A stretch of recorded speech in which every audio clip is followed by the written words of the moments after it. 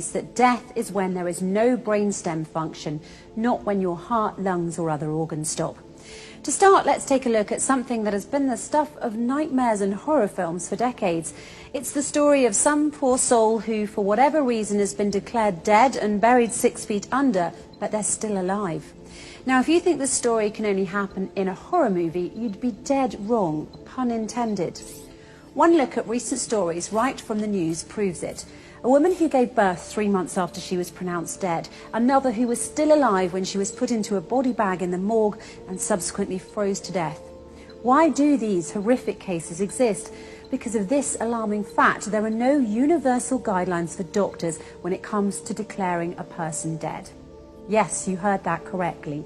Even among doctors, the definition of death isn't fully agreed upon. You're dead when a doctor says you're dead. A person can be pronounced dead if their heart stops, but they can also be revived in many cases. People can also be kept alive with machines, even though their brainstem has 0% functionality.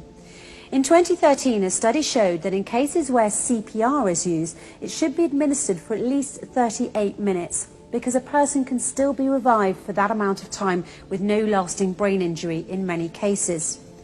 But here's where the difference is, and it's very important. Once the brainstem permanently stops functioning, there's no way of reversing it. No matter what happens, that person's heart will eventually stop beating, even if a ventilator is used. The most important fact to remember about the brain is this: it bestows upon us the one thing that makes us truly human: consciousness. With that fact in mind, the irreversible loss of consciousness can and should be defined as death, and vice versa. Now, here's another fact that might surprise you. When you sleep, your brainstem is inactive, and there are those who argue that sleep is also a loss of consciousness due to the inactivity of the brainstem effector neurons when a person is sleeping. The brainstem also becomes inactive when a person dies, causing a loss of consciousness as well. While they might seem like identical definitions, there's one difference. Loss of consciousness during sleep is reversible, while loss of consciousness due to death is irreversible.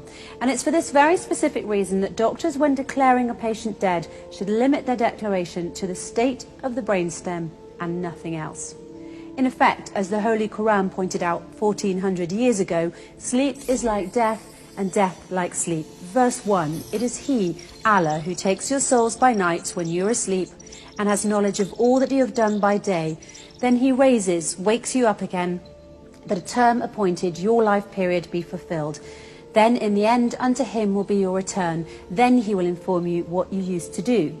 Verse 2, Allah, God, takes the souls at the time of their death and that which has not died in its sleep. He withholds that against which He has decreed death, but loses the other till a stated term. Surely in that are signs for a people who think deeply. Think about that for a moment. 1400 years ago, the Holy Quran already had a specific, unquestionable definition for death, namely when the brainstem no longer functions. It has nothing to do with heart function, whether the person can breathe, or any other bodily functions or organs. What this means is that around the world, millions of people have been declared dead when in fact they were not. That is why, in the interests of human rights, Muslims believe that doctors should only consider a patient dead if their brainstem has completely stopped working.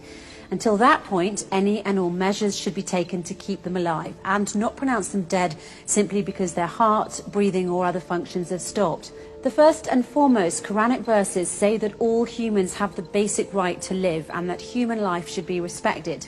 Yes, when we sleep, the brainstem effector neurons stop functioning for a short time, but then we wake up. One thing to keep in mind that is very important to this issue is that it was discovered by Macaulay and Sittington in Scolopedia in 2008 that when we sleep, the effector neurons in our brainstem become hyperpolarized and have nearly no action potentials. It's for this reason that before sleeping every night, you should pray that your brainstem neurons are depolarized so that you may once again wake up and enjoy another day. Why not make sure that everyone around the world has the chance to wake up by following the Holy Quran and only declaring someone dead if their brainstem has permanently stopped, nothing else? By the way, until the 1950s, death was considered to be the point when any one of the vital functions, heartbeat or respiration, ceased.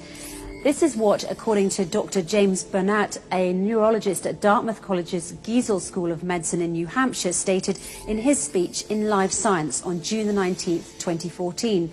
It wasn't until 1959 that the two French neurologists, Maurice Guyon and Pierre Molleret, changed the definition of death by defining it based on neurological criteria instead of cardiopulmonary criteria.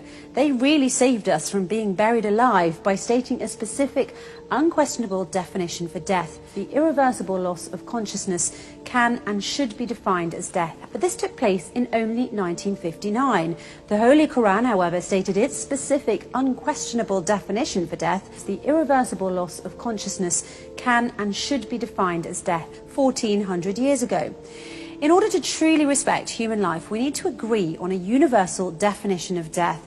And just as the Quran has shown us, that definition should be based on the brainstem of the person in question permanently stopping. Nothing more, nothing less.